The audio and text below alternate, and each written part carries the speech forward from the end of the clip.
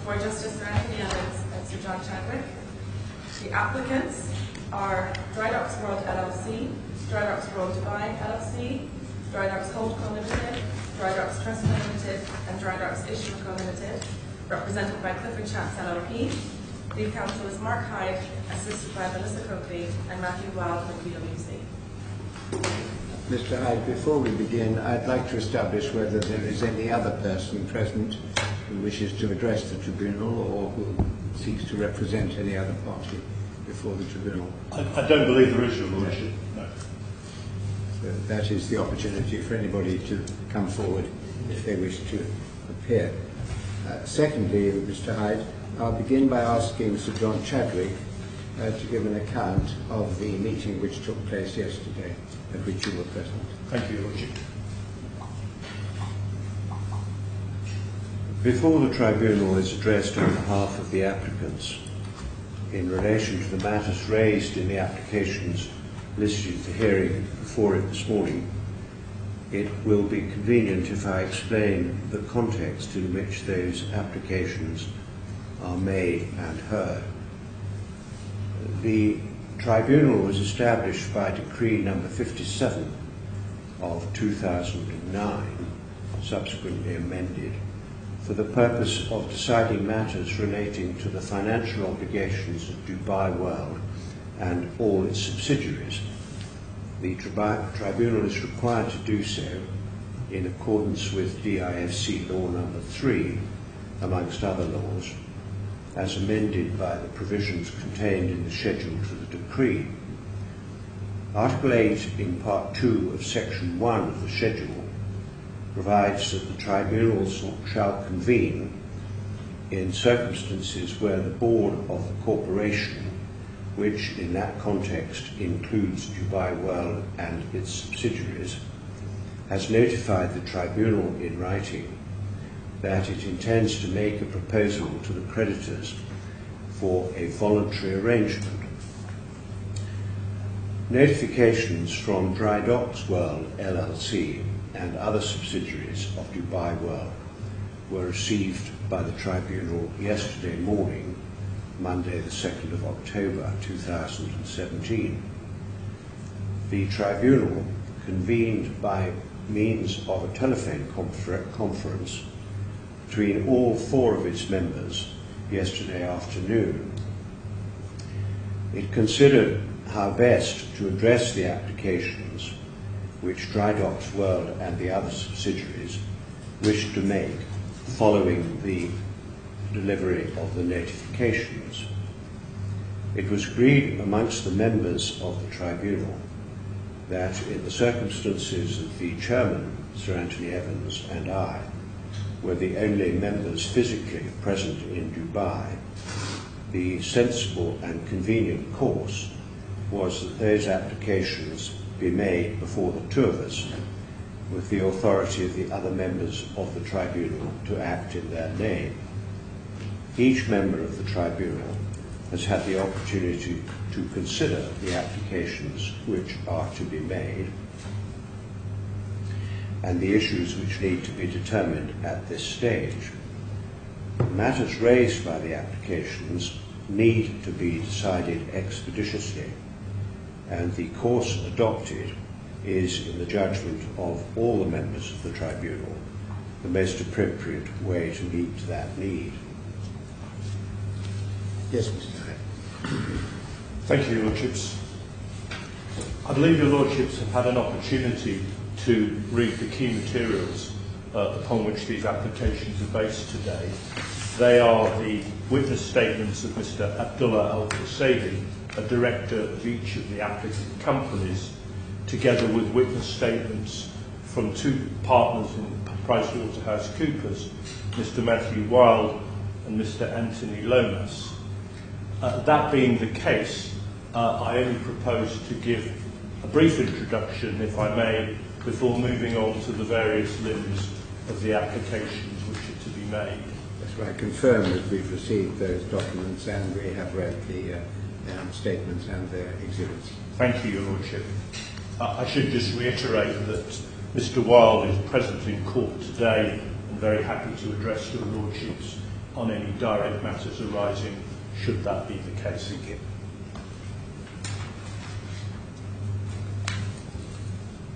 The companies concerned implemented a restructuring of their existing debt facilities in 2012, and indeed they utilised the very procedure that we're relying on today to achieve that restructuring.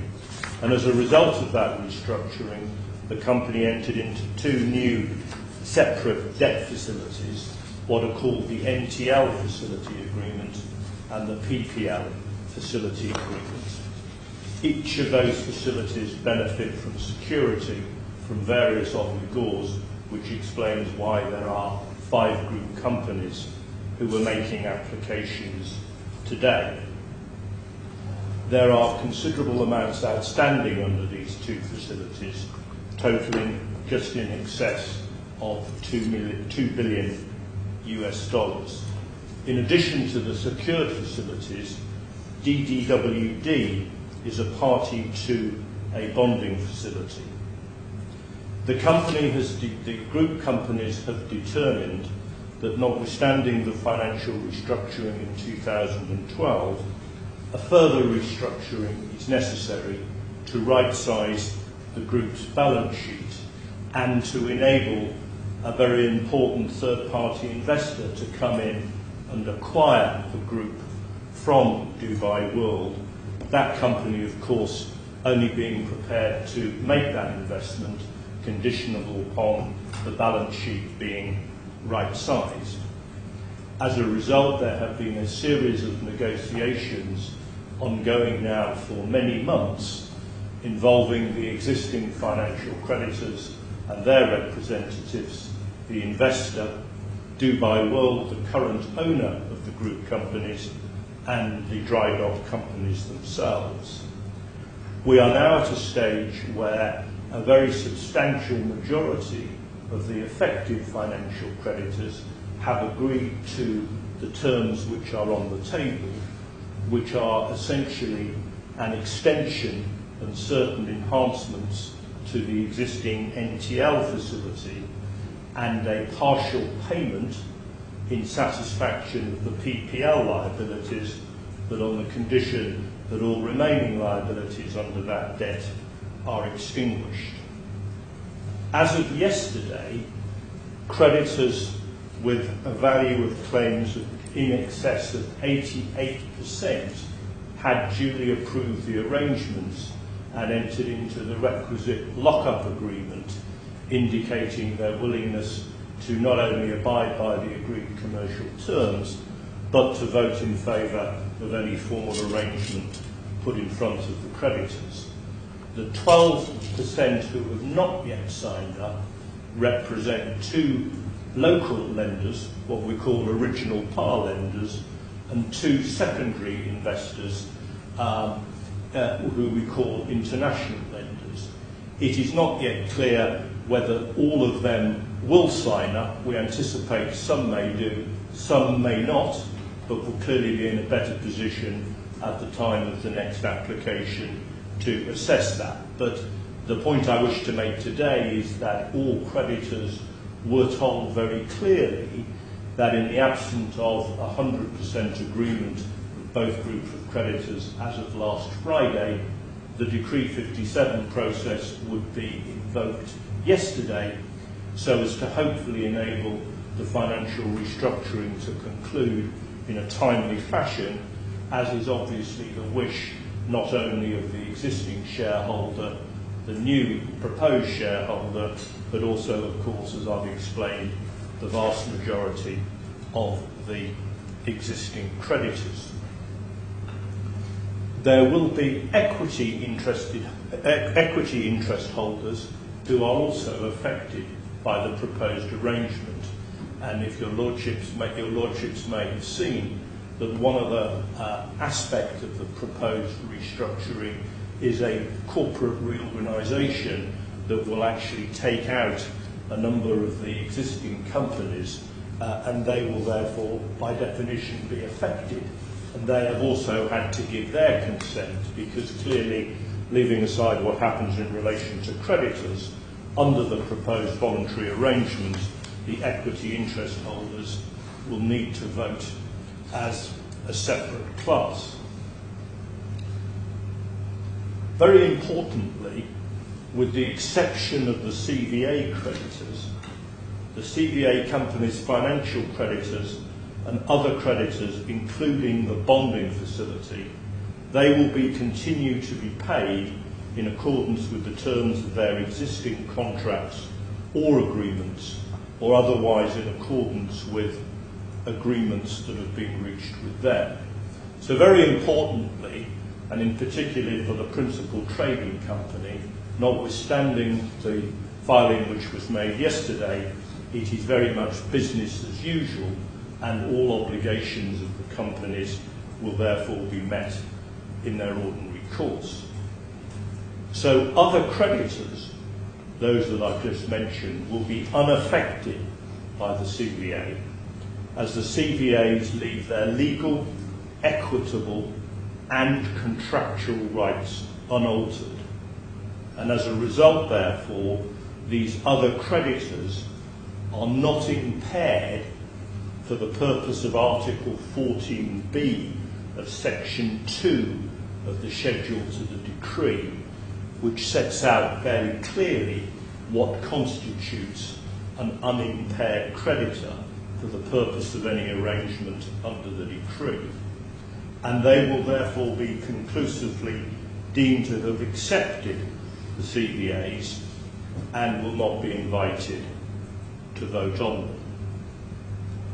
In terms of the proposed voting classes, the CVA companies, and indeed those legal advisors advising those creditors that have consented to the arrangements, consider that the CVA creditors must only be split into separate classes and a separate meeting and vote be held for each class of CVA creditors, where CVA creditors have rights which are so dissimilar as to make it impossible for them to consult together with a view to their common interest.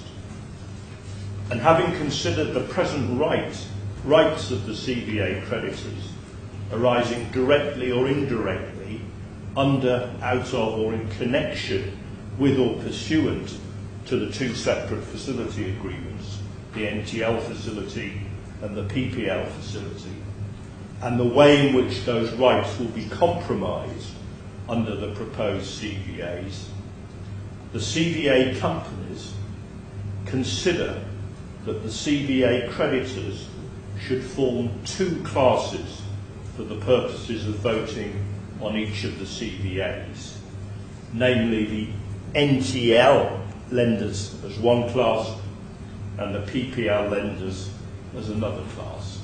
And as I alluded to earlier, the equity interest holders will form a further class for each CVA company other than DWT, whose equity interest holders will be unaffected. So against that background, Your Lordships, if I may, I'd now like to move on to each of the relevant limbs of the application which is before you today. Yes, well, before we move on, Mr. Hyde, I'd just like to make this clear. You've described how the proposal is for two classes of creditors who will be affected or impaired by the proposals. Yes. The third class will be equity shareholders whom you've described. And you've also submitted that no other creditors of the companies will be impaired as a matter of law, and therefore you submit affected adversely by these proposals. That will be subject to approval or by the Tribunal if and when the sanction of the Tribunal is sought at a later hearing. Is that right? That is right, but added to which, of course, the directions hearing affords all creditors and indeed interested parties on the requisite 20 days notice to themselves appear at that hearing and raise any issues which they may have individually or collectively in relation to the class constitution. Yes. So I say that the directions hearing is the proper time at which those issues should be addressed. Yes, well, I'm grateful. That's what the matter I wanted to bring out. You're proposing, or the rules require, a directions hearing, which will take place relatively shortly, not less than 20 days from today, and the date will be fixed today. And I wanted it to be clear that you accept that that will be an opportunity for any person who considers that they might be affected, if not strictly impaired, by these proposals to appear to make representations to the Tribunal. I certainly do accept that, Your Lordship, and I would add to that that there will be formal notice of the directions hearing to all parties, but in relation to those who we say are impaired, they will be given specific notice through communications directed to them individually by email and through debt domain. So they will have a clear opportunity, and the letter will explain very carefully the proposed class treatment so as to enable, as Your Lordship rightly says, anybody who wishes to challenge that formulation to appear before the tribunal at the directions hearing. And what I wanted to make clear, if I may, you've referred to all parties. All parties means all persons. Any person who considers that they might be affected by these matters will have an opportunity to do so by appearing before the Tribunal at the directions hearing. Indeed they will. Indeed they will. Can I just follow that up in relation particularly to the CVA creditors whose rights will be impaired? One of the matters you do want us to consider today is whether the letter explaining your proposals and what is to happen at the directions hearing is in a form which conveys to those who receive it the opportunity to come and object. Yes. In particular, that will be the opportunity for CVA creditors, if any, who take the view that they fall within a distinct class, different from the two classes that you propose to invite to meetings, have been not given the opportunity of dealing with their position as a separate class. If they do take that view, the directions hearing will be the opportunity for them to persuade the tribunal that two classes of creditors are not appropriate and that it's necessary to have three. Indeed, Your Lordship, that must be correct. And because if they don't have the opportunity at that stage, then if the matter went ahead and the proposals were approved by class meetings of two classes, those who wish to object that the two classes were not properly constituted would have to do so at the arrangement sanctions hearing after the event. And the effect of the directions hearing is to ensure that you get a tribunal approved class structure before you hold the meeting. Indeed, Your Lordship, that's absolutely right. So they must have the opportunity and must have sufficient information to appear at the directions hearing if they want to make their point. Indeed they must.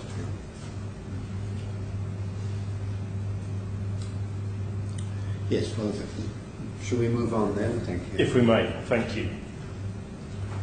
The applications which the CVA companies wish to make today are as follows. The first is to find Mr. Wilde and Mr. Lomas to be leading restructuring practitioners as stipulated in Article 11, Section 1 of the schedule to the decree. Secondly, to find that pursuant to Article 29 of Section 2 of the Schedule to the Decree, the CVA companies have complied with their statutory obligation to advertise the automatic moratorium which came into effect yesterday. Thirdly, the making of an order pursuant to Article 8 of Section 1 of the Schedule to the Decree and Article 20 of Section 2 of the Schedule to the Decree, that the automatic moratorium shall forthwith cease to apply to all creditors other than those whose rights will be impaired under the proposed voluntary arrangements. So just stopping there, the moratorium is automatic as a consequence of the convening of the tribunal yesterday and applies to all creditors. But as I indicated earlier, that is not the desire of the companies in relation to their day-to-day trading activities, and indeed they wished it to be made very clear that whatever rights parties have will be abided by, and indeed the company will continue to honour its commitments as and when they fall due, and it's important that that message is communicated to the relevant parties. That's importantly vital for the companies themselves, isn't it, as well as for the creditors concerned? Very much so, very much so. Next, an order pursuant to Article 20 of Section 2 of the Schedule to the Decree, that these additional notices are sent out, and I will be submitting the full proposed form of those notices. Next, a procedural step which we believe to be desirable, the issuance of a certificate pursuant to Article 12 of Section 1 of the Schedule, affirming firstly the existence of the proceedings before the tribunal, and secondly the appointment of the nominees as representatives of the CVA companies during the subsistence of these proceedings. Next, and has already been alluded to by your lordships, the making of an order pursuant to Article 20 of Section 2 that the CVA companies give notice to those creditors and equity holders impaired by the CVAs for a directions hearing to convene meetings of those creditors and equity interest holders impaired by the CVAs, and to approve the notice and voting procedures in relation to those meetings pursuant to Article 12 Section 2 and Article 13 Section 2, and the dissemination of those notices by debt domain and the sending of individual emails, and in the case of the equity interest holders, the sending of a directions hearing letter. Next, and as importantly been alluded to by your lordships, the making of an order pursuant to Article 20 of Section 2 of the Schedule to the Decree that notice of the directions hearing be given to all creditors and equity interest holders, including those who are not impaired by the CVAs, for the purposes of Article 14b of Schedule to the Decree in the appropriate newswire journals. Next, the making of an order pursuant to Article 20 of Section 2 of the Schedule to the Decree that those creditors impaired by the CVA who wish to exercise their right to vote at the creditors' meeting, they be required to provide relevant details of their claims in writing to the nominees by noon on the 29th of November of the relevant debt due to them by the companies. Next, the making of an order pursuant to Article 20 of Section 2 of the Schedule to the Decree that, subject to further order of the tribunal, if any, the voting value of those creditors impaired by the CVAs shall be determined according to the amount of the relevant debt due to each of the impaired creditors as at 27 November 2017. Next, the making of an order authorising the CBA companies pursuant to Article 30 of Schedule 2, of Section 2 of the Schedule to the decree, to pay or otherwise honour all obligations in favour of those creditors who will not be impaired by the CBAs, outstanding as at 2 October, including, for the avoidance of doubt, all approved professional advisor fees and expenses as may be necessary or appropriate to facilitate the CBA company's restructuring. And finally, the making of an order authorising the CBA companies pursuant to Article 15 of Section 1 of the Schedule to the decree to continue to manage their affairs, including honouring all obligations, whether arising before or after the 2nd of October 2017. So if I could move to deal firstly with the... Well, just before you do that, Mr. Hyde, with the Chairman's permission, can I just raise a query which I would like you to deal with when you get to it or in some other convenient point. Why do you need 8 and 9 at this stage? Why can't that wait for the directions here? This is the notification of valuation of claims.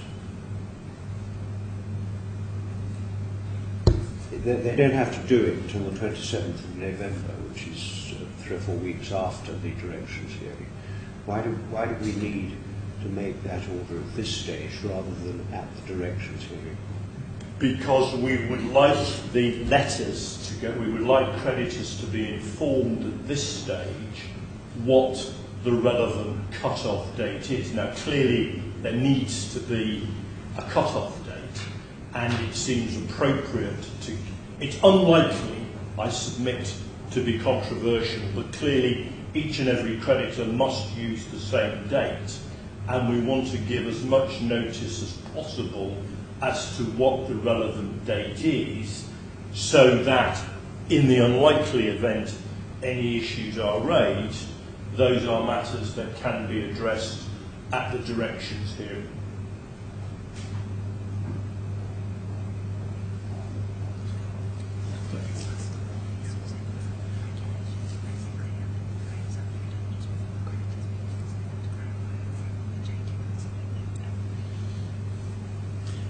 Could you remind me where the 27th of November date comes from?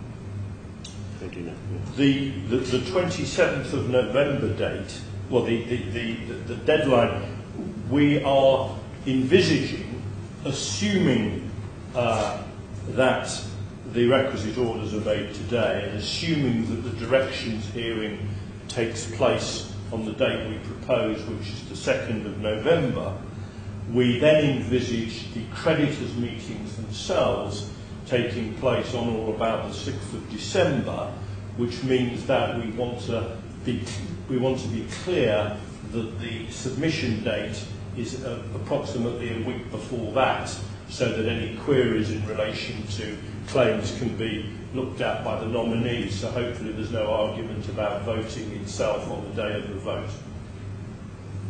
Well, you can come back to the point when you get to it, 8 and 9, but when you do come back to it, could you also explain to us how 8 and 9 work, given that the date's different, and the date in 9 is earlier than the date in 8?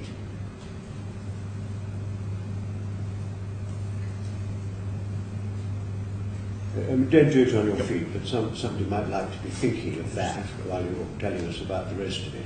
Certainly. As to how the values can be determined according to the amount of debt due at the 27th of November, when you won't necessarily know what that value is until they've given you notice on the 29th. I just don't understand how that mechanism is going to work at the moment. But perhaps somebody can give a little thought to that. Yes, indeed.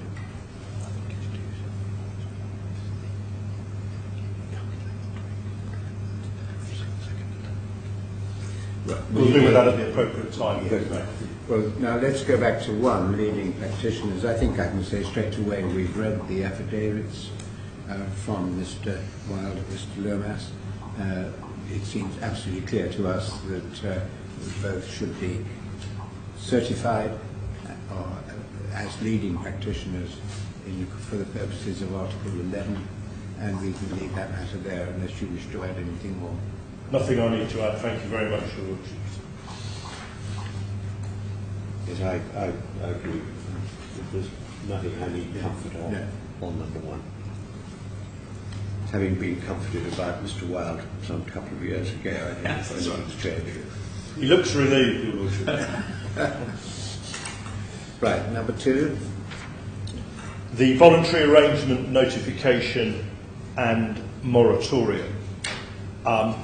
As a result, as I alluded to earlier, as a result of the moratorium yesterday, the coming into effect of the moratorium yesterday, it was necessary for the nominees to arrange for the posting of appropriate announcements in Bloomberg and the Wall Street Journal. That happened, and if I may, I'd like to pass up screenshots of the advertisements as they appeared on the newswires at approximately 6 p.m. our time yesterday. Thank you.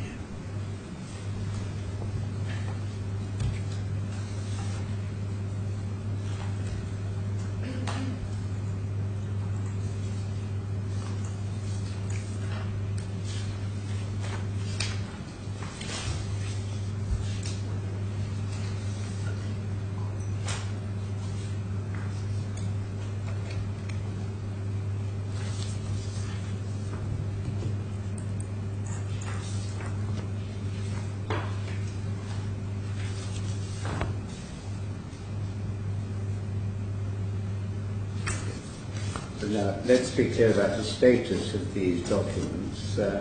You're telling us now that these advertisements have appeared, and they're certainly, what you've shown us is in accordance with the what we saw yesterday. Do these stand as evidence, or are you proposing to file any supplementary evidence? No supplementary evidence, Your Lordship. They are news wires. So they are only available live, if you like, on screen. Excuse my technical language or non-technical language, but all we can do is what we have done is take screenshots, and I think you can see on the bottom right-hand corner the time at which they were printed off. So they were on the news wire at 6 p.m. yesterday. If I may, I'll just ask PwC, how long do they stay there for? Just the evening, and then the following day. That's So I'm told, Your Lordships, that if you were to go online now, you would still see those advertisements both today and tomorrow. You've got things like you've got 5, 6 sheets. Yes. Yes, I got. I'm just anxious to get the formalities right. You've given me, Mr. Hyde, 1, 2, 3, 4, 5 sheets. And I've clipped them together. Seems to me these 5 sheets ought to be a formal exhibit in the case. Is that right?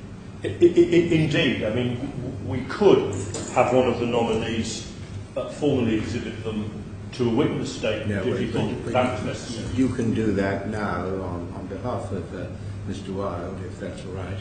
I would like to do that, if I may. And we can therefore accept this, you call it something, Exhibit 1 or whatever you like, but let's have an identification. Thank you. So the specific order I seek from your Lordships in relation to this... Should we call it Exhibit 1, unless you can do better than that? No, I can't do any better than that, Your Lordship. I'm putting Exhibit 1 and the date, which is 3/10/17, and then this can be the exhibit, which I'll hand back to you later. Thank you very much. Thank you. And speaking for myself, as you're actually asking us to find as a fact that you complied with your obligations to advertise. I think it would be appropriate that these documents should be put in as exhibit to an affidavit with a verification that they come from these wires. We've got to find two, going to Article 29, Section 2, you've got to advertise the coming into force of the moratorium in at least 2 international news wire services. Well, we've got the advertisement which explains in the penultimate paragraph that moratoria came into force on the 2nd of October in respect of Eastern companies, and one of those is Bloomberg, I think. Which is the other one? The other is the Wall Street Journal.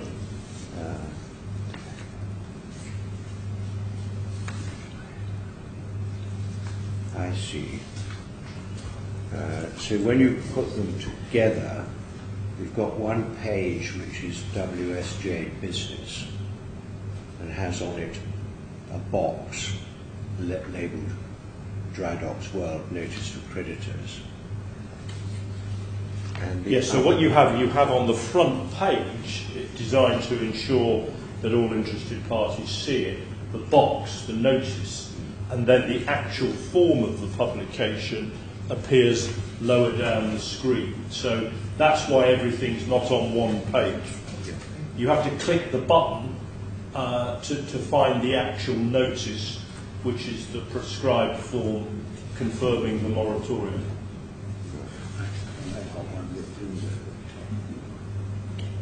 Yes, I've got one. I think what's happened is that you've given us each 5 pages. One page is headed Bloomberg, one page is headed Business and Finance Newspapers, WSJ Business.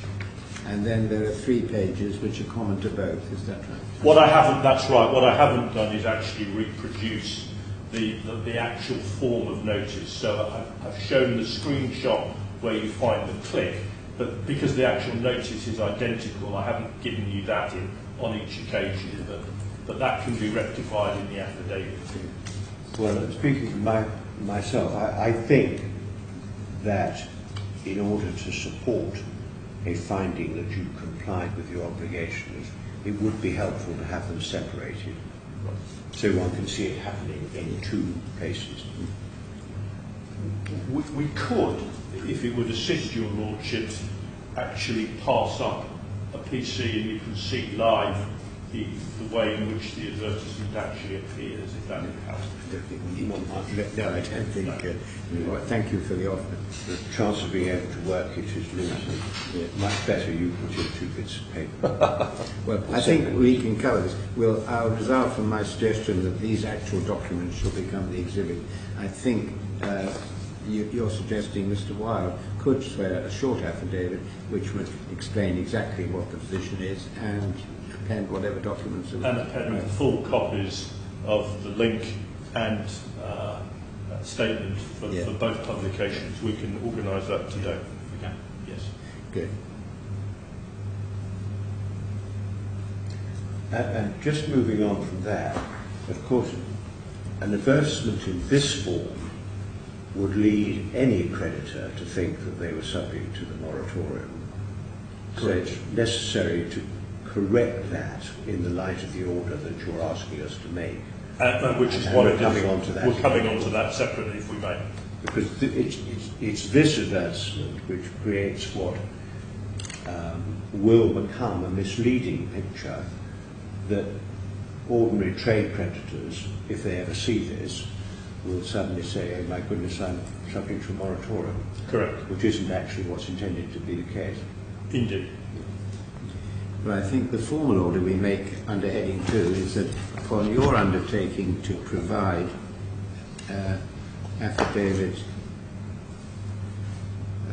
by Mr. Wilde, confirming Exhibit 1 produced in court, produced to the Tribunal, we can make the appropriate order.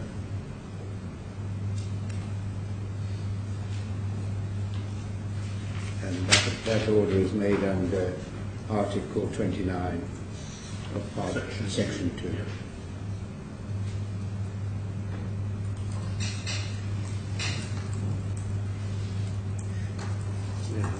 Thank you. Thank you.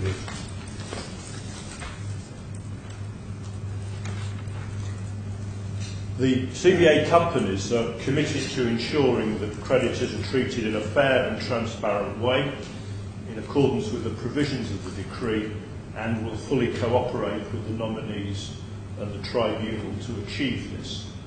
In this regard, it may prove necessary to seek appropriate judicial recognition of the Dubai voluntary arrangement process in other jurisdictions to forestall hostile creditor action, which might otherwise be brought in other jurisdictions by creditors who might choose not to recognise the Dubai process.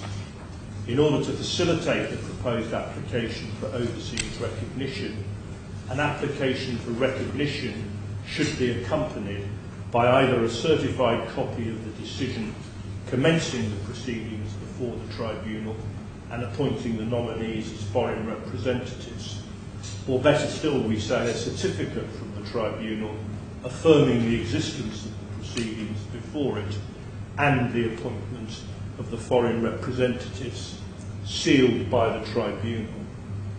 Accordingly, the tribunal is requested to issue a certificate pursuant to Article 12 of Section 1 of the schedule to the decree in the form which appears at Bundle 1C, tab 12. Now, you've gone on to heading 5, I think. I have indeed. Yes. So are we coming back to 3 and 4, or?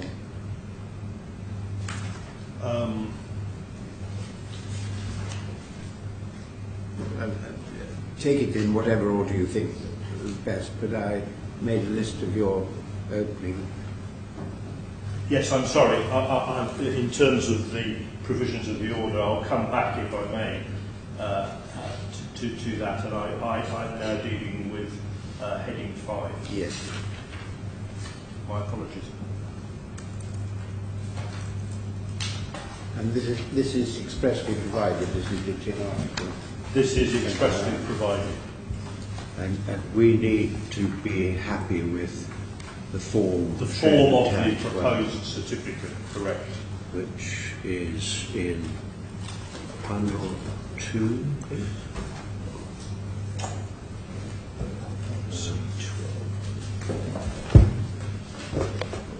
It is in Bundle 2,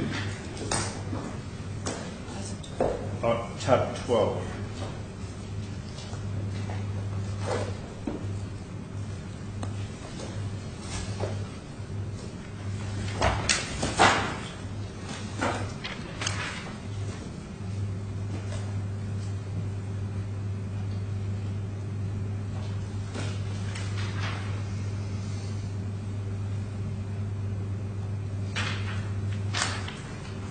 And the certificate does no more to say that the proceedings were commenced on the 2nd and that Mr. Wilde and Mr. Lomas have been appointed as nominees of the companies and their representatives during the currency of the proceedings. Well, given the fact that you delivered the notice on the 2nd and the tribunal convened on the 2nd, we don't actually have to grapple with the slightly thorny question of when proceedings do commence, because there's no other candidate other than the 2nd. Indeed.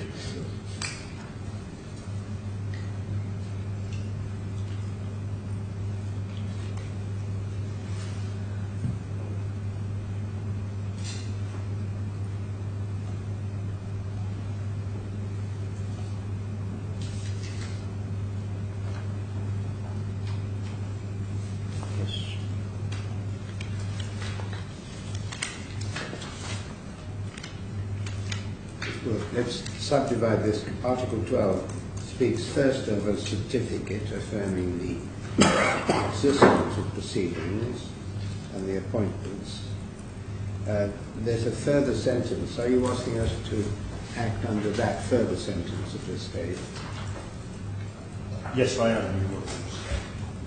Well, in addition, in the event that insolvency proceedings are open with respect to the corporation in foreign jurisdiction, if requested by the corporation after a notification, the Tribunal may authorise the implementation of protocols. But has that happened? No, sorry, I'm not seeking that. So for the moment, it is the only certificate we seek is limited to the form of the draft order before you, dealing with the two issues we've mentioned. So that's the commencement of the proceedings on the 2nd and the due appointment of Mr. Wilde and Mr. Lomas today. We would only need to come back to you if and when proceedings are started in other jurisdictions. Yes, so strictly it's a certificate under the first sentence of Article 12. Correct, Your Lordship. And as I understand it, the need for this certificate is to enable Mr. Wilde and Mr. Lomas, if they need it, to have documents which they could produce in other jurisdictions to establish their status as nominees. Correct, and obviously one could postulate, at least in theory, a scenario in which the company has interest in many different jurisdictions. Let's assume a creditor tries to seize, an impaired creditor tries to seize an asset in that jurisdiction. They would clearly wish to invoke the assistance of the local court.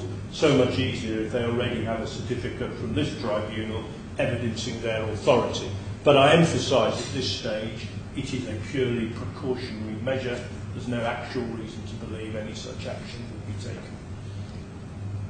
But it saves the need. Saves the need to come back specifically for the purpose of obtaining such a certificate. Yes. Yeah. Well, I think we can authorise that's fine. Thank you.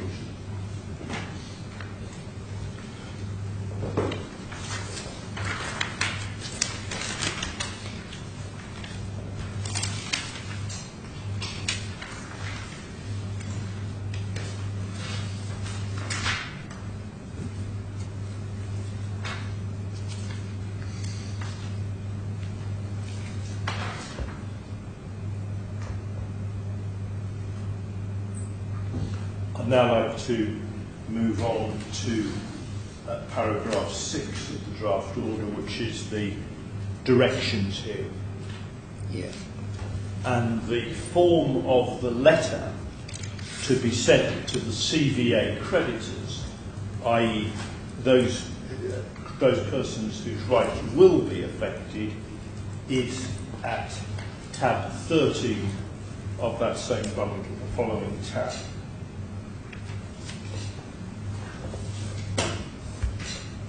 So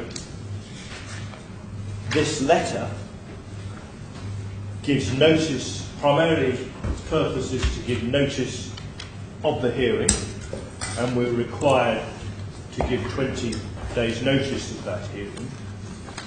And then the directions hearing letter also informs CVA creditors and equity interest holders of the proposed notice and voting procedures for the meetings.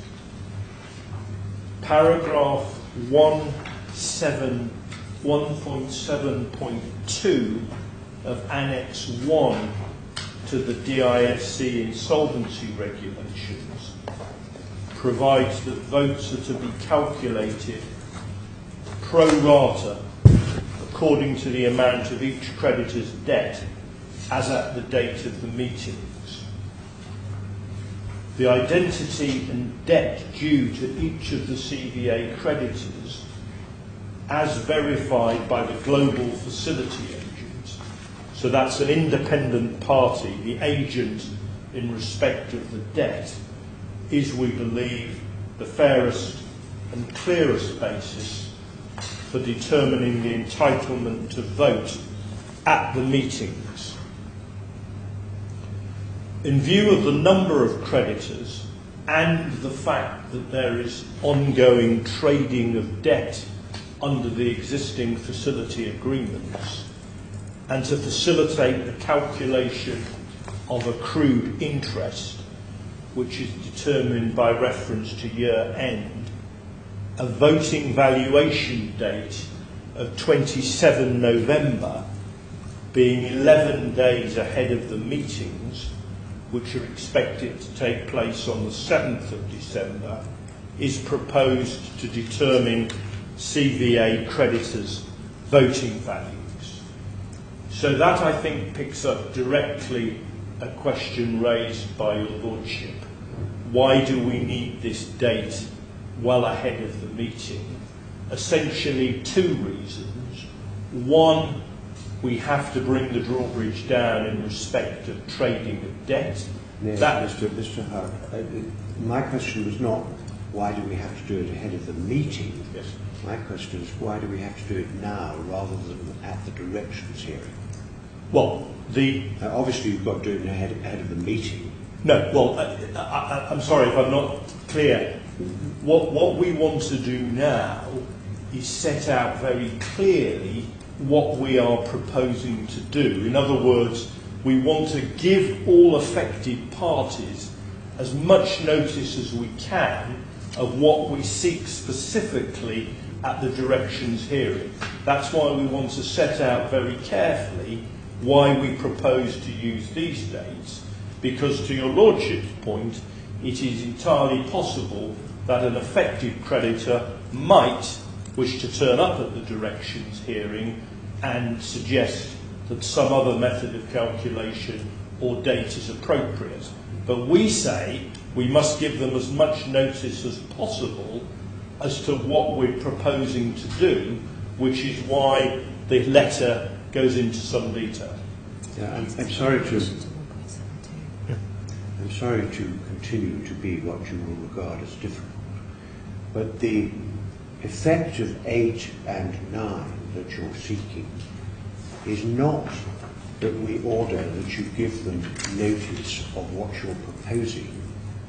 We are actually ordering that if they want to exercise their right to vote, they shall provide details in writing by the 29th of November. Now, if we make that order, somebody who turns up at the directions hearing and says, well, I don't want to have to do it by that date, or I don't need to do it by that date, will be stuck with an order which we've already made without hearing them.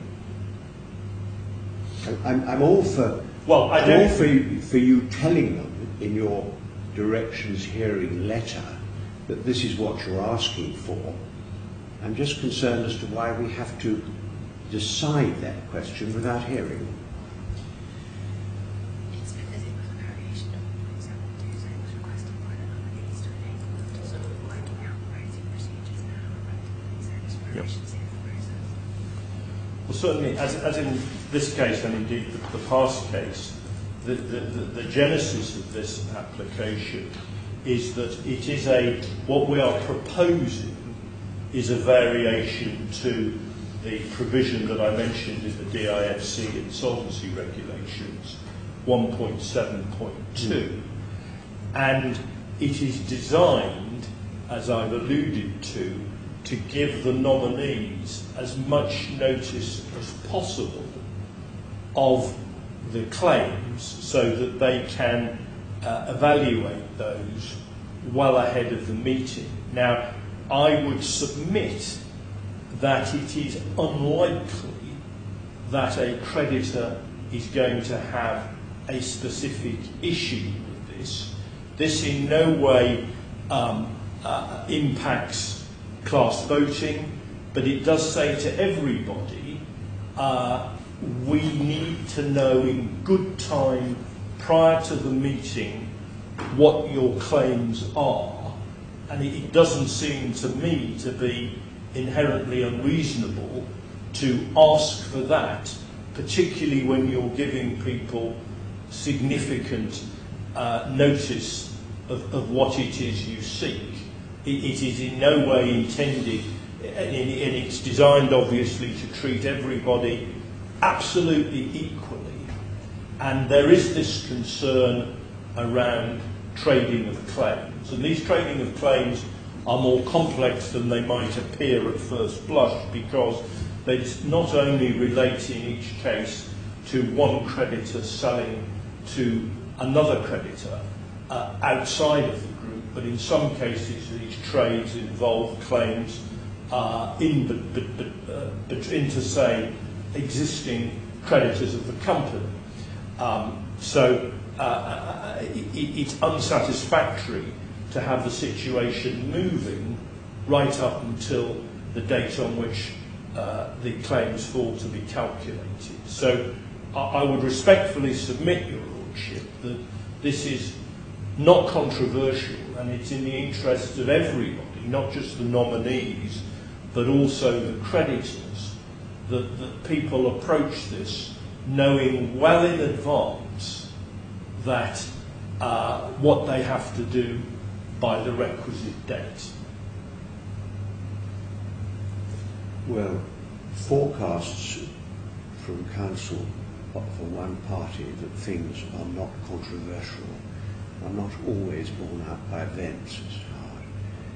Whether it's controversial or not depends on whether anybody wants to controvert it, and there's nobody at the moment who knows that they might want to. If you say in the directions hearing letter, which we're being asked to approve on under paragraph 6, that at the directions hearing you will ask for an order that people exercise their people provide details and the valuation takes place in this way. If you say that in the letter, why does that not give everybody adequate notice that that is what you're going to ask for at the directions hearing? I mean, it's just a question of timing. I'm reluctant, for my part, to make orders which require people to do things when they haven't had a chance to be heard about it. Because they may want to say that there is a reason why they shouldn't have to do it in that way. And if the court has already made these orders, the court's made up its mind about hearing them. I'm entirely with you that they need to know before the directions hearing that this is what you want, so they can decide whether or not at the directions hearing they're going to put up their hand and say, no, we don't want this, we want a different one. But I'm not at the moment understanding why it's got to be done now. By all means, they have to be told now that this is what you want, but that can be done in the letter, can't it? And probably is, if we're looking at that. Well, I just wanted to see whether we could actually look at the relevant section of the letter. Yeah. Well, we're looking at are we looking at Exhibit 13? We're looking at the document at tab 13. The draft letter. Which is the draft yes. letter. Well, I've been looking at that, Mr. Hyde, and can I ask you to look first at paragraph 24, where the heading is the proposed voting classes for the meetings. And then the next heading, paragraph 27, notice of meetings and voting value at meetings. Why doesn't that say proposed voting value? It certainly could. Because we get the word proposed, but it only comes in the last but one line of paragraph 29. And so it's there, but if you put it in the heading, it's going to make life much simpler, isn't it?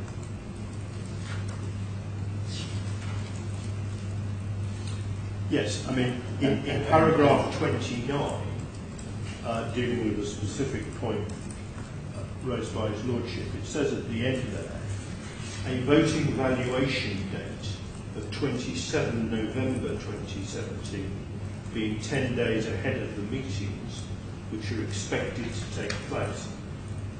on 7 December 2017 is proposed to determine CVA creditors' voting But values. you've got the word proposed there, but it ought to be in the So it heading. ought to be involved in the heading above paragraph 27. Now, And if that's done, can I just take you on to paragraph 30? Because this is talking about voting values, but I can't find the word proposed there at all. Or I think in paragraph 31. Or in 32, and so on.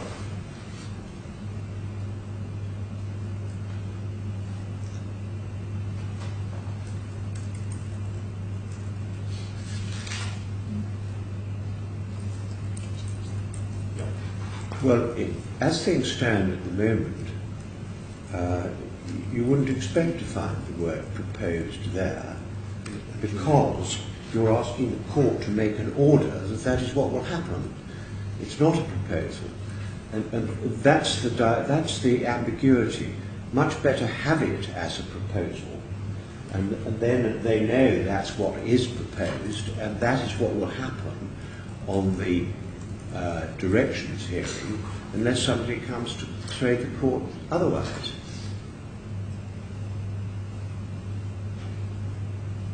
understood. But at the moment, you're falling, if I may respectfully say so, between the two stools. In 29, you're proposing a voting valuation date, but in the order at paragraph 9, the court's already decided what the valuation is going to be. I can see the inconsistency there, Your Worship. That's the point I'm struggling to get across to you, as to why we need to do 8 and 9 now, and why it isn't better simply to leave the thing as a matter of proposal. I can see, but you can't, that Mr. Wilde is nodding at me. Mr. Wilde is saying we can certainly live with that. So I think, Mr. Hyde, can I just intervene to say this? You're, I think, addressing us on item 6, which is the letter that gives notice of the directions hearing, and you appear to accept that this ought to be recast as necessary to make it plain that these are proposals. You give notice of meetings, which is definite, yes, but you put proposals as to what you will propose at the meetings. Now, on that basis, when we come to them, paragraphs 8 and 9, I think you're agreeing don't require any order at this stage. Is that right? that's correct, Your Worship. Yeah. So what I was going to suggest is that we go away and amend the letter and resubmit that to you. Or do you need to see the amended letter? What do you think, John? Perhaps you... Well, if we're going to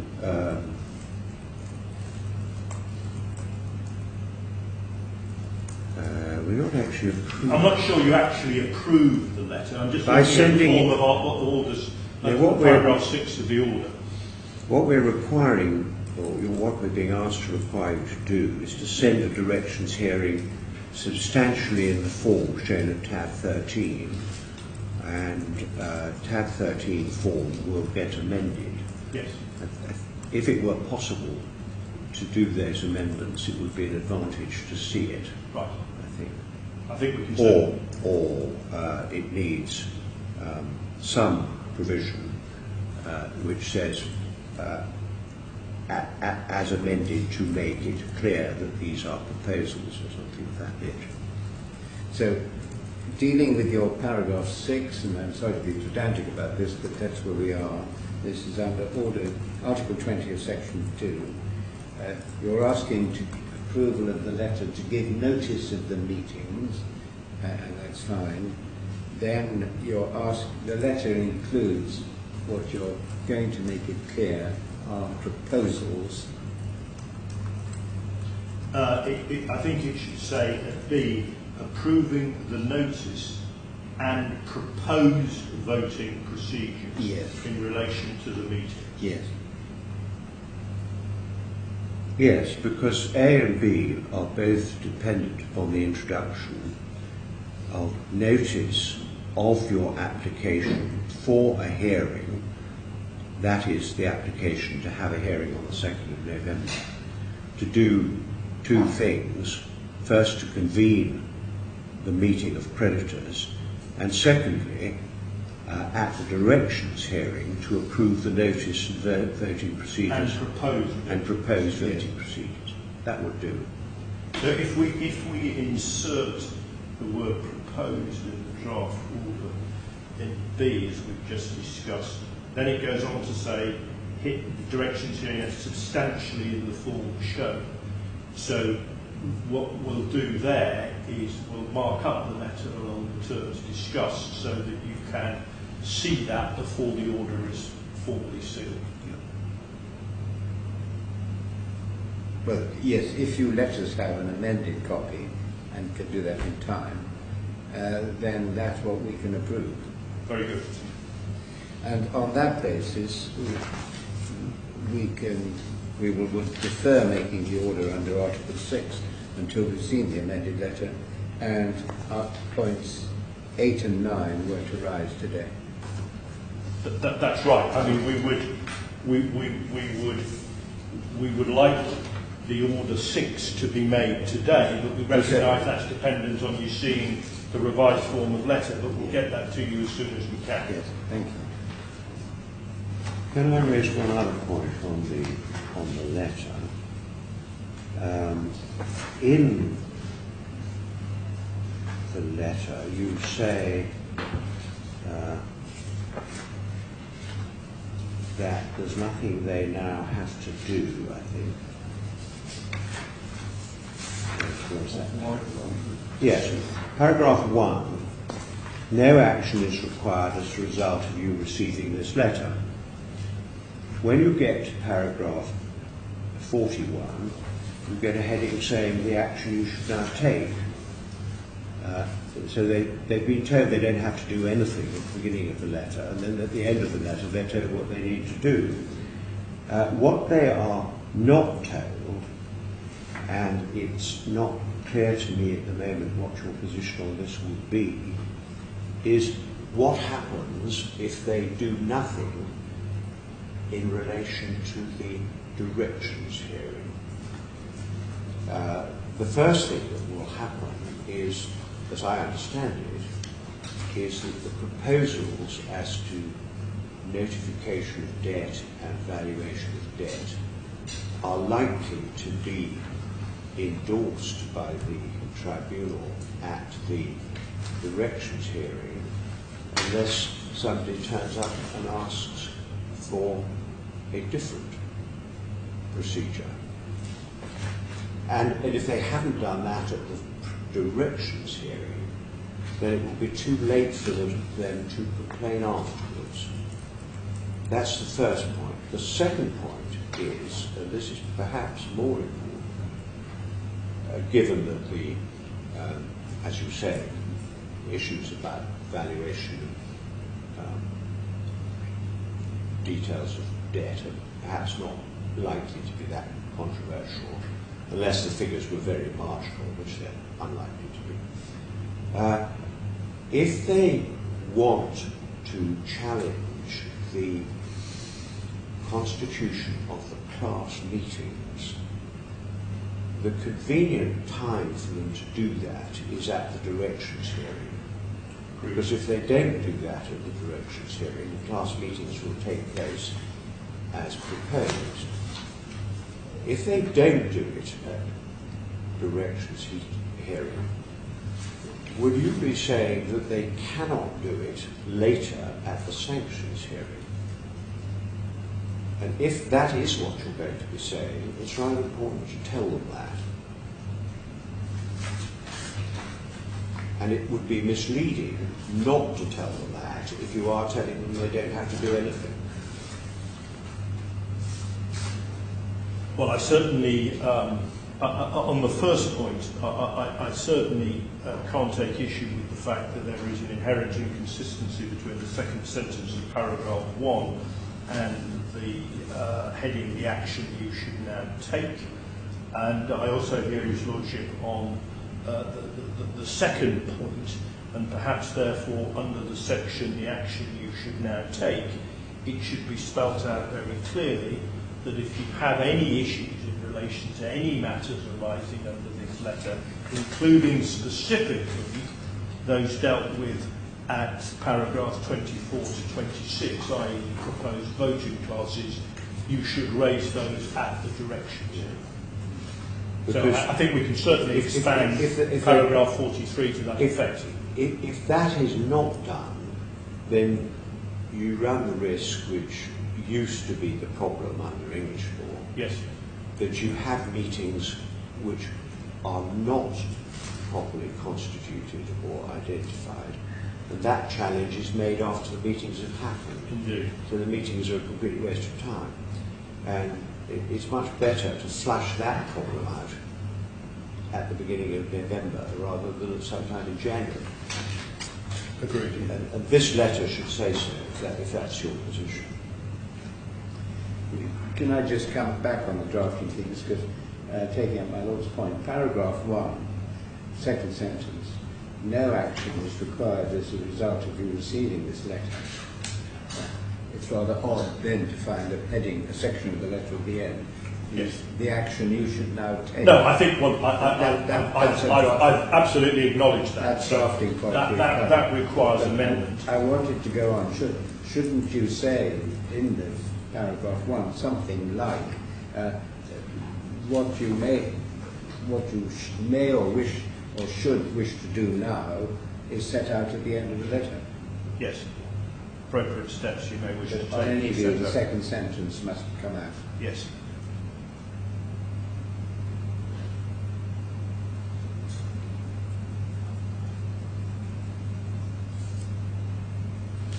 So I think where we are now is there will be quite a few amendments to the proposed form of the letter to deal with all the issues that we've discussed. So if we may, we'll go away and mark that up and resubmit that to you as soon as we can. Plus any other issues you think ought to be taken. Indeed. When you go through. Indeed. Good. Well, nothing more on question 6 at this stage. Heading 6.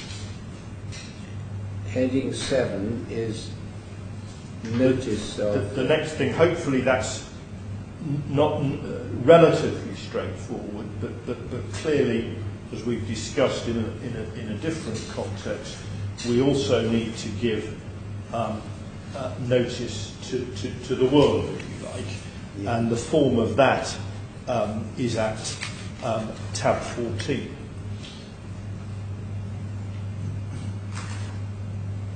Well, no.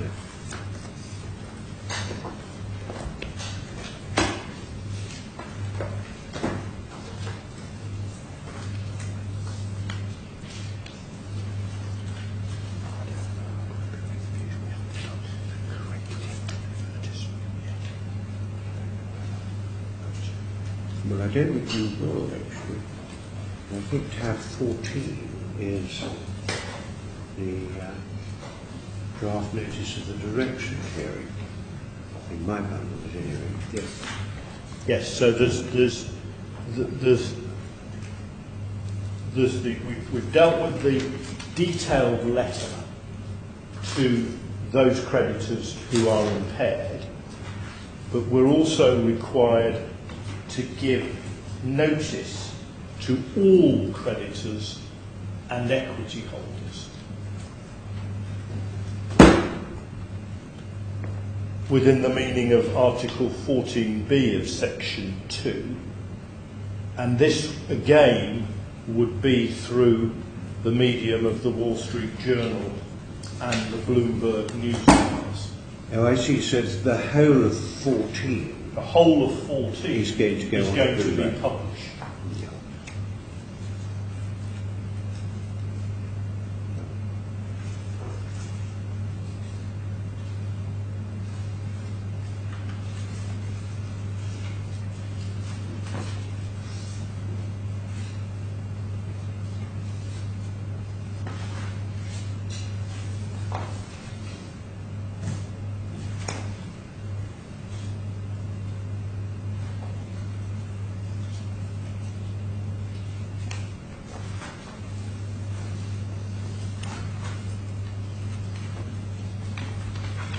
it's really a matter of drafting, and we don't want to get bogged down with that.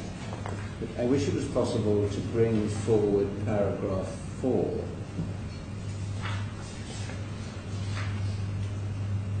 If individual notice of the directions hearing is only being given to those parties who will, are affected, if you like. But that ought to come near in the beginning, wouldn't it? Paragraph 1 is addressed to all creditors and equity interest. Shouldn't the second paragraph say individual notice is being given to some people, but not to but not to everybody? And then you go on to describe the CBA. Yes, we could certainly bring paragraph 4 up to the second paragraph. This is an advertisement, and people reading it are interested because they are creditors or equity interest holders. And the point his lordship's making is that if paragraph 4 becomes paragraph 2, those not affected can no longer don't have to read the rest of it. Well, I'm not going to draft it, but Yes. what I'm saying is that this is being addressed to all persons who are creditors or equity interest holders. Isn't it better to say at the beginning, some of you will have received individual notices, but this is the general notice, or whatever you would say? Yes.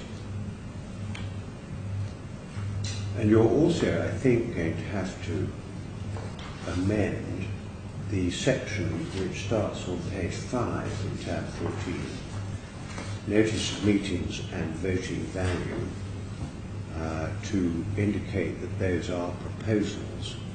In other words, you're going to have to make the same amendments to paragraphs 11 to 17 or 18 as you're making to paragraphs 27 onwards of the previous letter.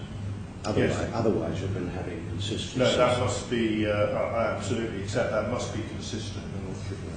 Well, forgive a rather jeune question, but is it necessary to tell people who by definition are not affected and are not directly involved and haven't received an individual notice, is it necessary to give them all this detail?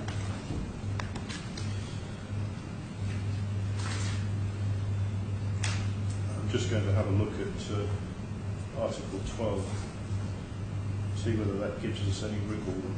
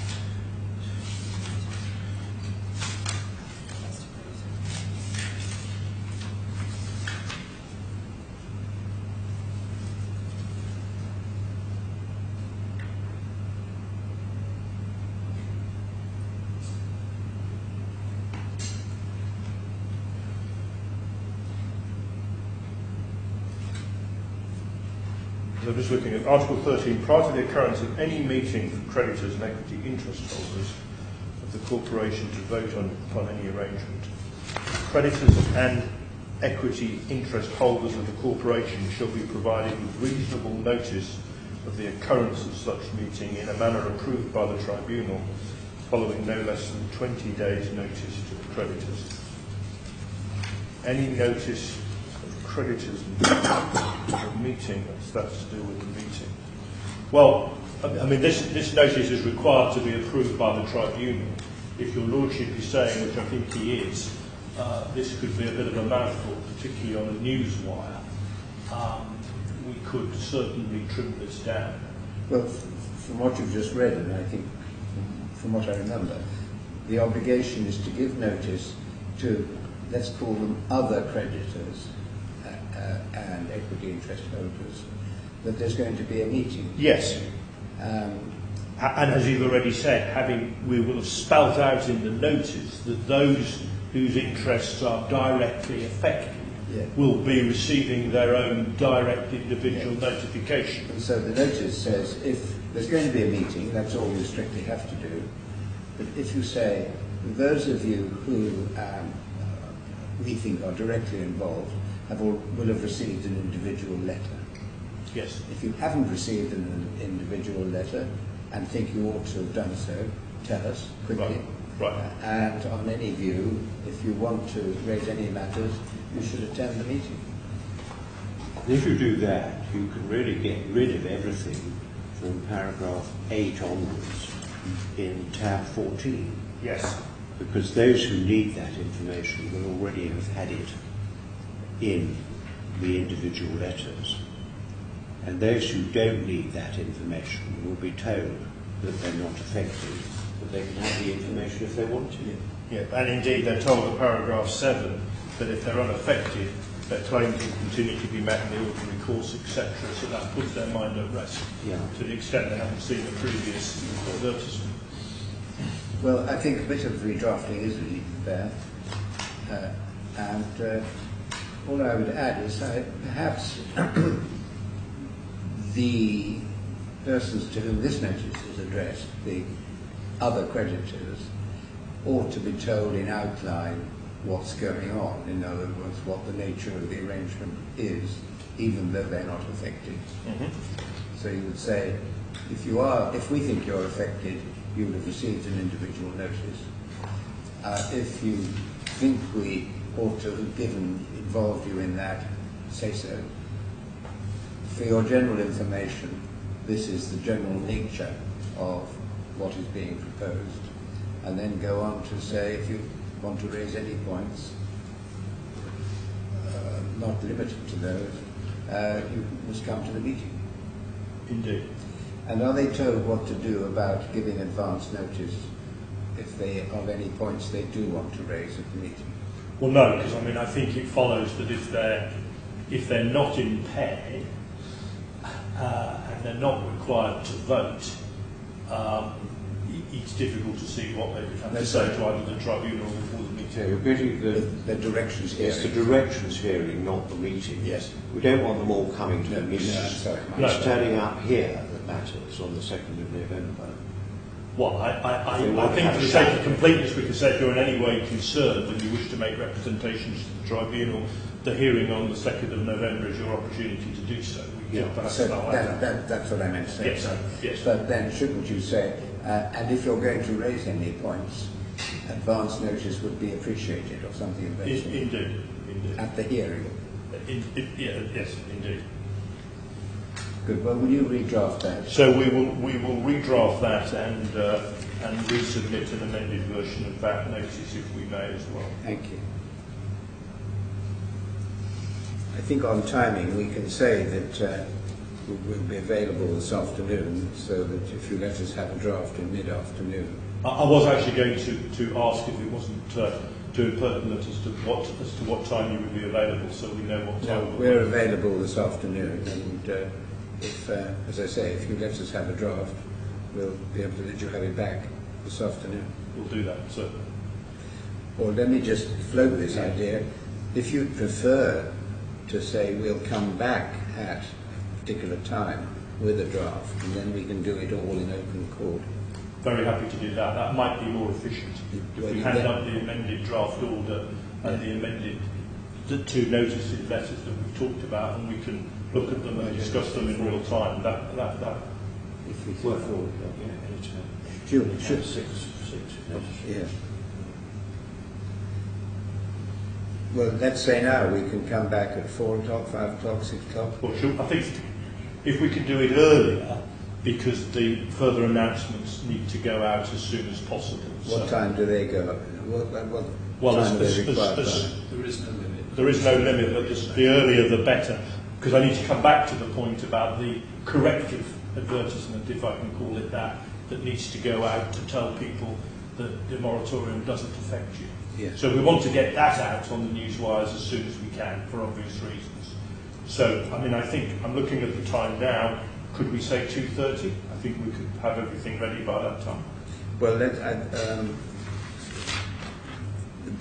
first, know we haven't quite finished yet. well, we haven't dealt with the notice. We haven't dealt with the corrective, what I call the corrective notice. No, I would prefer to say 4 o'clock Right. to give you time to do it, but when we come to deal with the corrective notice, maybe we can make an order on that this morning before we finish. I understood, Your Lordship. Good. So items 6 and 7 we're standing over until 4 p.m. And what comes next? Next comes, hopefully, relatively straightforward matters. The We'll get company rid of 8 and 9.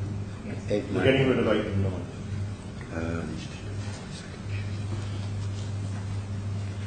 So I would now like to just deal, hopefully fairly quickly, with existing 10 and 11. So Yeah. the CVA companies have a number of payments and obligations outstanding as at the 2nd of October, and they seek the Tribunal's authorisation pursuant to Article 30 of Section 2 of the Schedule to the decree to pay or otherwise honour all obligations in favour of those creditors who will not be impaired by the CVAs, which are outstanding as at 2 October 2017, including, for the avoidance of doubt, all professional advisor fees and expenses as may be necessary or appropriate to facilitate the restructuring. And those matters are dealt with at paragraph 84 of Mr. Al-Husseini's witness statement, if we need to go to that. Yeah.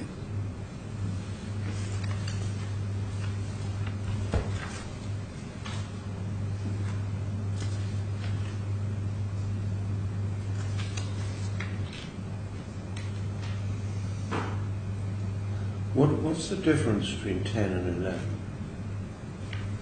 And why do you need both of them? Because they arise under, I acknowledge there may be some overlap, but they relate to two separate provisions of the decree. So we're looking at both Article, on the one hand, Article 15, and on the other hand, Article 30.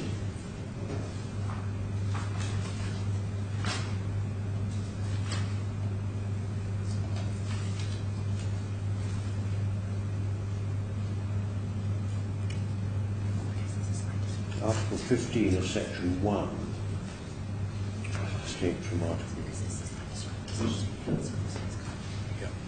There is, I believe we've discussed this on a previous occasion. I think it is arguable there is a slight discrepancy between the two relevant provisions of the decree. So hitherto, we've always sought these two separate orders. Well, I'm querying why you need an order authorising you to do something pursuant to Article 15 of Section 1 in circumstances where Article 15 of the decree actually does authorise you to do it. Well, Article What's the 15 order at? authorises us to do it, but then Article 30, which is quite wide, says the Tribunal may in its discretion authorise the corporation.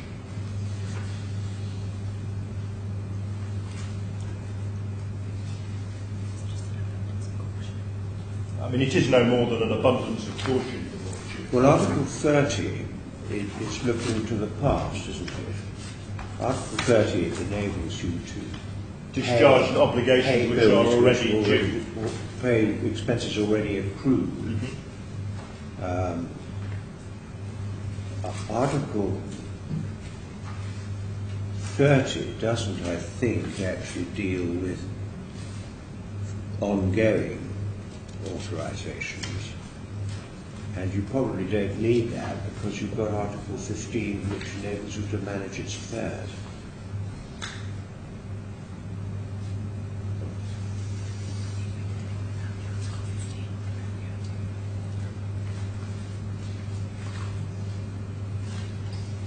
I just wonder whether you want to emphasise, by having twice in your order, the ability to pay your professional expenses. Well, that's obviously a very important feature that one perhaps you don't want to call attention to by having it twice in the same order. That is a point very well made, Your Lordship. Well, I think, as you say, Article 50 is pretty clear. So what if we dispense with existing paragraph 11, but retain existing paragraph 2 because of the reference in Article 30 to the discretion of the tribunal to authorise payment? Well, I think perhaps a bit of redrafting of 11 to subsume it in 10. I'm always slightly reluctant, either as a court or a tribunal, to order or to authorise people to do things which legislation already does authorise them to do. It's a bit presumptuous to tell them they're allowed to do this when the ruler has already told them they can do it under the decree. Well, I think, again, though, I remain slightly concerned that Article 15 is clear on its face, the continued management of its affairs notwithstanding the commencement. But then Article 30 seems to say you can only honour existing obligations where the tribunal has in its discretion authorised you to do so. Yeah, and I think you need 10 for that purpose. It's whether you actually need 11 that is the question.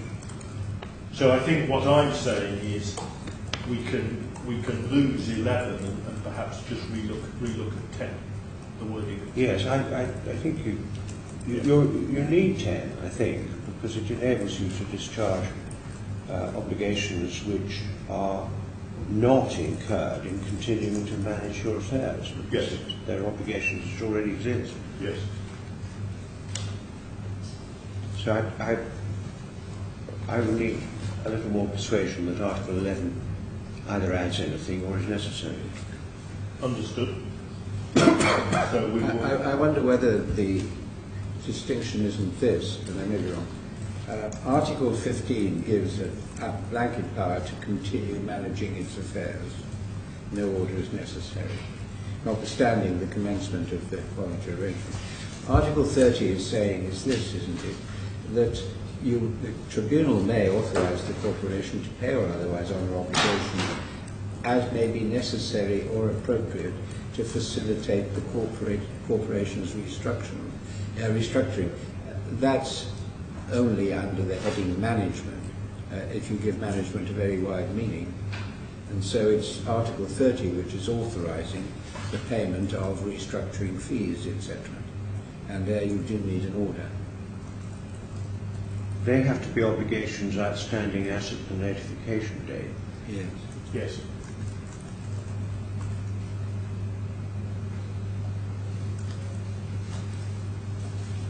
So what happens to future management? Restructuring, etc. Well, I think 15. I think that has to come under 15. Once you've got your nominees in place, then paying them and paying their advisors is part of managing your affairs. Yeah. So on that basis, 30 is limited to Petition obligation. Restructuring obligations which are outstanding as of yesterday. Indeed, and that's understood. Yeah. I suppose you have to remember that Article 30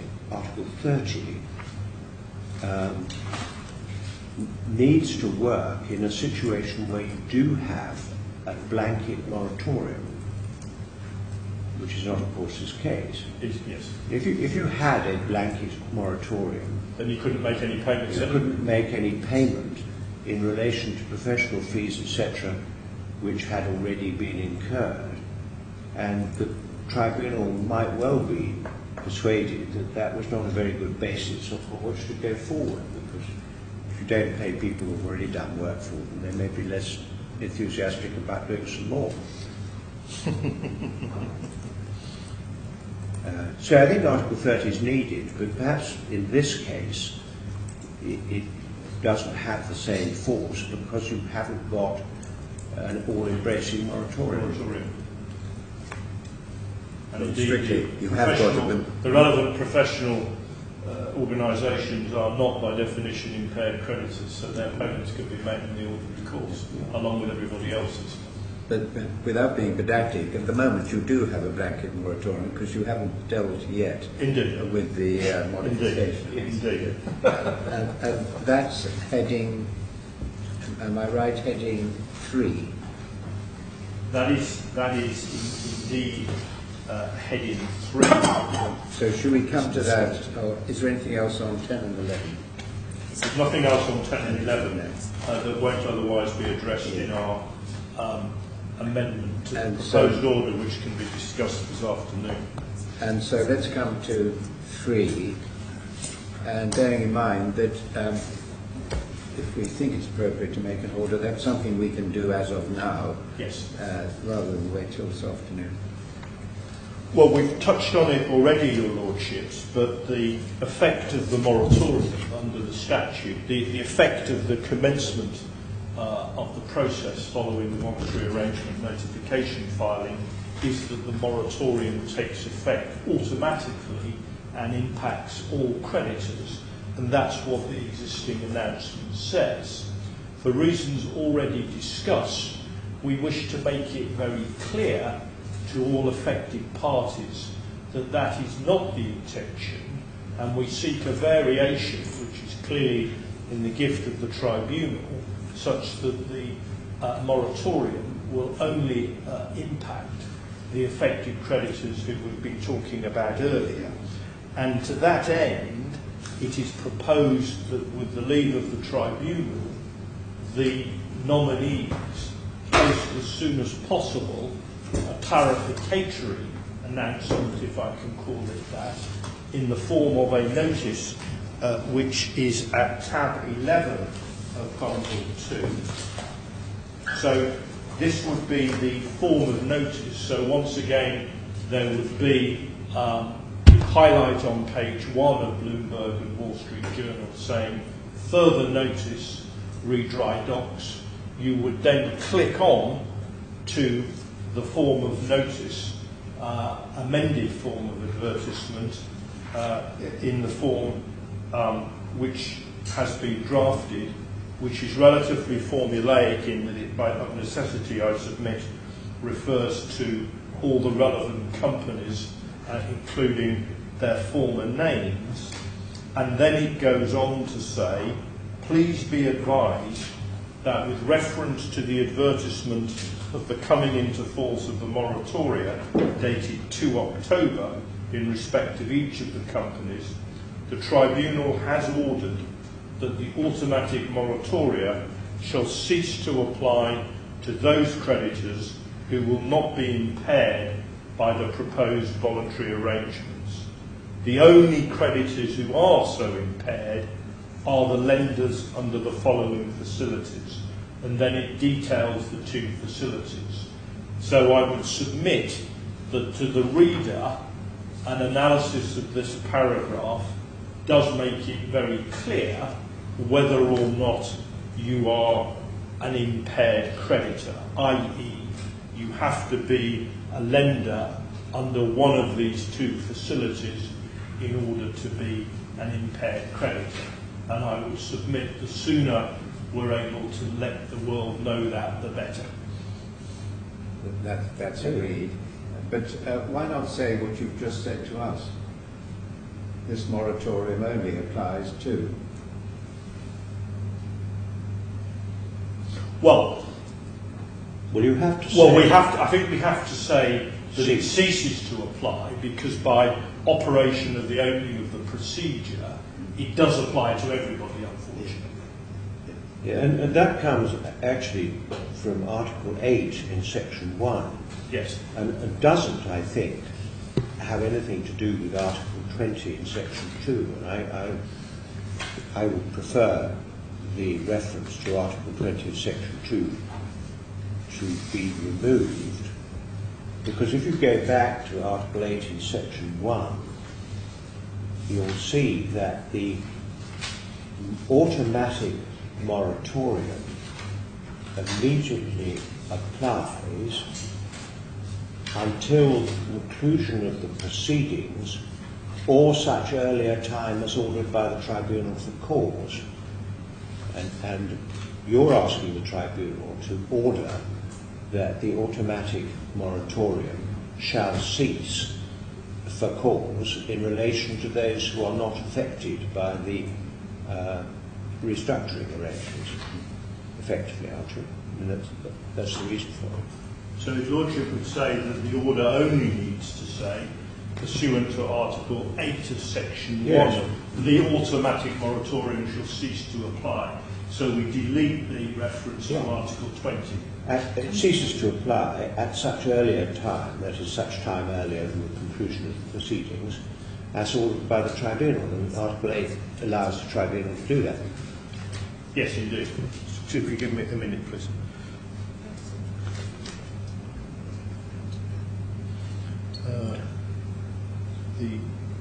Sorry, I'm just looking at Article 29, which is the requirement to advertise.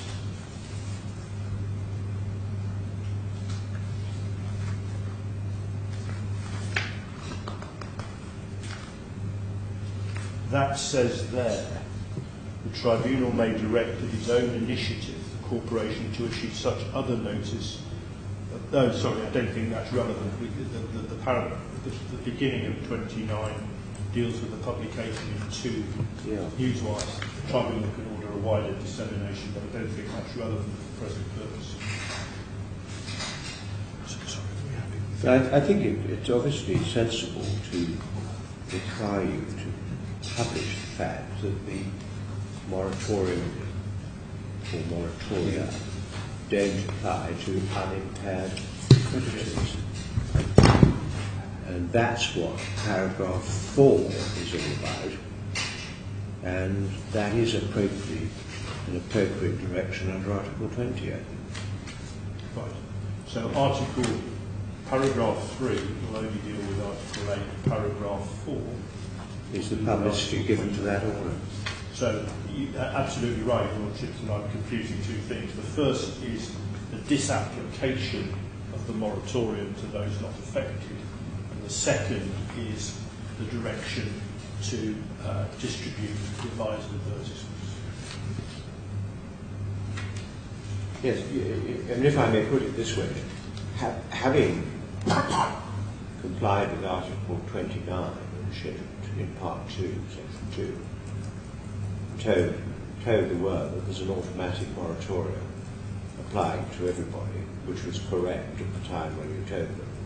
It's now important that you tell them that that is no longer the position. Correct.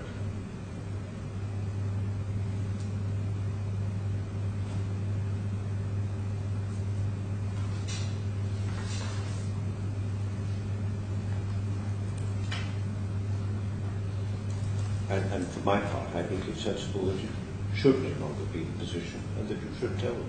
Yeah.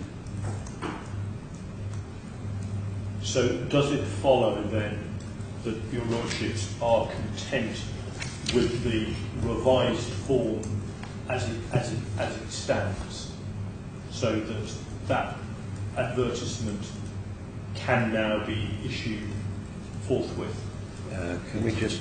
So if we go back, so we're back. We're at tab 11. Tab 11. We've had some discussion about whether any amendments are required to the advertisement. Well, tab 11 is headed advertisement of coming into force in moratoria, and that's the exact opposite of what this one's about, isn't it? The heading may require an amendment.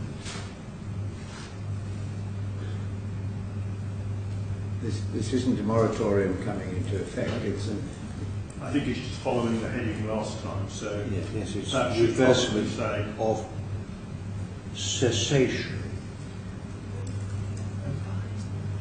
in part. Should it be revisions? I'm just thinking, obviously the moratorium is still in place. Just thinking on my feet.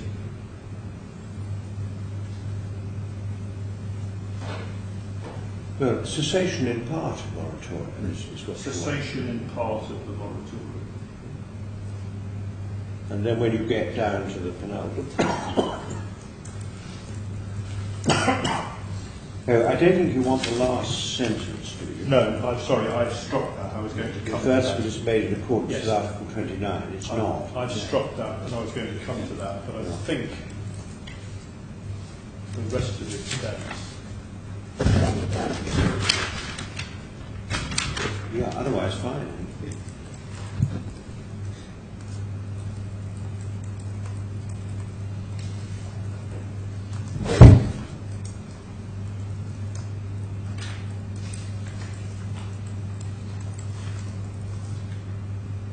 You could, if you thought it appropriate, I think, substitute as the last sentence.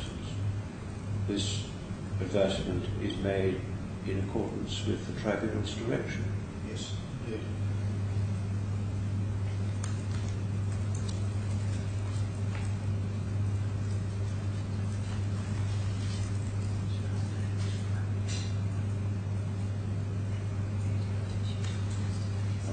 You referred to the Tribunal ordering that the moratoria shall cease, and it's also ordering that you tell people that.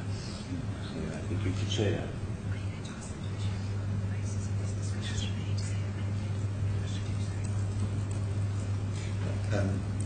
Or I would suggest the Tribunal has further directed under Article 29 that this notice be published forthwith.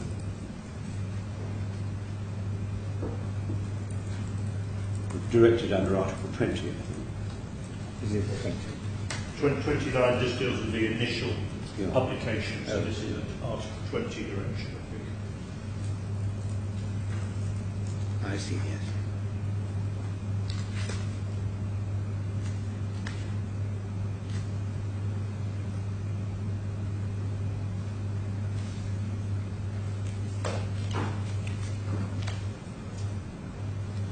Well, you can make that order.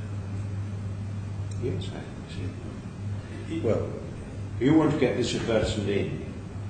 Ideally, before we revert at 4 Yeah, o'clock well- to discuss the other outstanding matters. well, So is there anything else you want to say about it?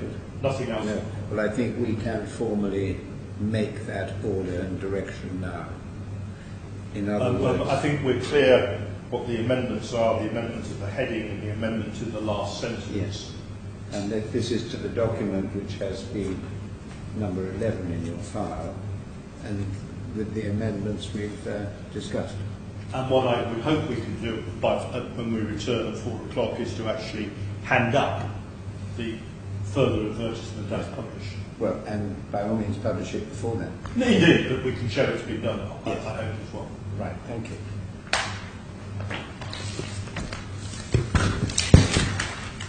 So that was paragraph 3, and I think paragraph 4 remains. No, paragraph 3 and 4 we've dealt with. Yes, that's what we just did. That 4 is consequent on 3, as we should Oh, say. I'm so sorry, they go together, yes. So I think, therefore, that takes us sort of back to the beginning, if I may. I think we've covered all the points. We have some homework to do in terms of amendments to the letter to impaired creditors regarding the directions hearing, amendments to the notice to the world at large regarding the directions hearing, and proposed amendments to the form of order. And if we may, we'll take up the Lordship's invitation and return at 4 o'clock to discuss those.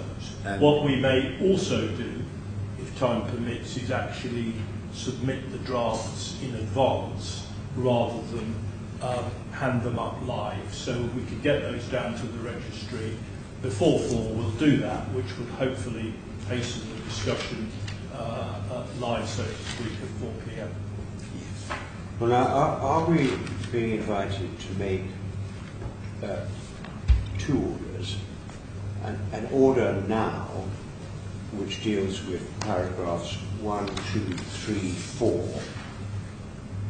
5, 10 and 10, so that you've got that in the form of an order, standing over 5 and 6, standing over 6 and 7 for further consideration at 4 o'clock. Or do you want a single order at 4 o'clock? It really depends on whether, before you advertise the restriction of the moratorium, you actually want to have in your hands an order which does that. Well, we can make an order that does that. I'm certainly content to proceed on that basis, as I suspect is Mr. Wilde, because otherwise we've then got to draw up 2 orders. And the order will hopefully still be dated today's date in any event. What I might call the composite order. The order has a time on it, normally, I think. And is that not right? The order will actually have a time on it, and you are likely to reach a situation in which you have put in an advertisement at a time which is a couple of hours earlier than the order's been made. Order is made. All right. So I think that's.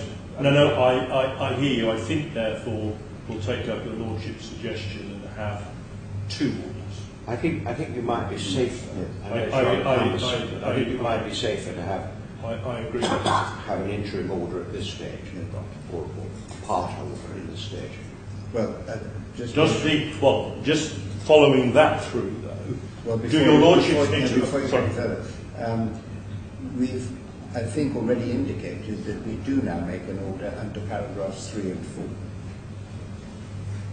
Indeed. That's the amendment, the cessation, part cessation of the moratorium. Well, I think what your lordship was saying, you would go one step further and say you've actually made an order under paragraph 5 as well already, i.e. issuance of the certificate for use in overseas proceedings. Yes. And 1 and 2. And 1 and 2. Yes. But now, do we need to do that this morning rather than this afternoon? Well, what I was going to say was, in order to ensure everything is in order, in order to proceed to issue the amended advertisement, do I need a sealed order to that effect? Well, you're going to say in the advertisement that the court has ordered this to happen. Yeah. Correct. And I'm just a bit nervous of you saying that over Bloomberg in circumstances where the court has said it will order, but you haven't got a sealed document. All right. Well, so what I suggest we do then, because time is of the essence in this regard, is that we produce as soon as we can an order which simply deals with paragraphs 1, 2, 3 and 4. It has to deal with 1 and 2, because it has to deal with Mr. Wilde's appointment in order for him to enable him to deal with the amended. So it would be an order in the terms of 1, 2, 3 and 4, period.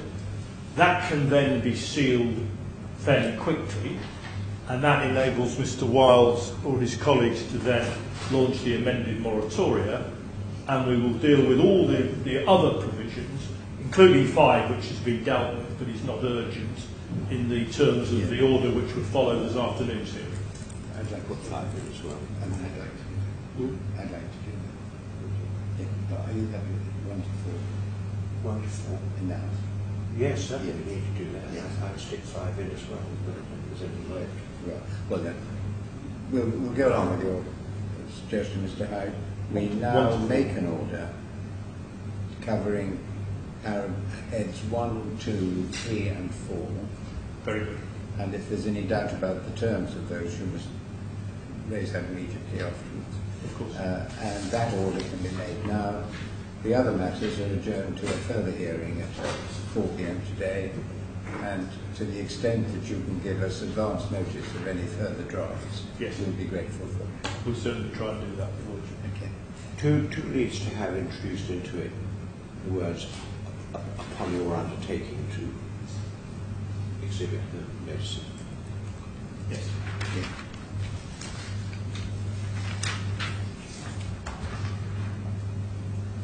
Is that it? Or you simply leave two out at the moment until you produce them. Two's not particularly urgent, but we're only making an order under two on the basis that we have an undertaking to produce. Well, I think on that basis, it's probably easier to leave 2 out, because by the time we return at 4, we'll I have think the so too. affidavit. And then bring back two come back at 4 o'clock Correct. with your affidavit. Correct. And Correct. So, to avoid any doubt, an order as of now under paragraphs 1, leading practitioners, 3 and 4, concerned with the part cessation of the moratorium. Correct. All other matters adjourned till 4 p.m. Very good. Thank you very much. Thank you, Your Lordships. All rise.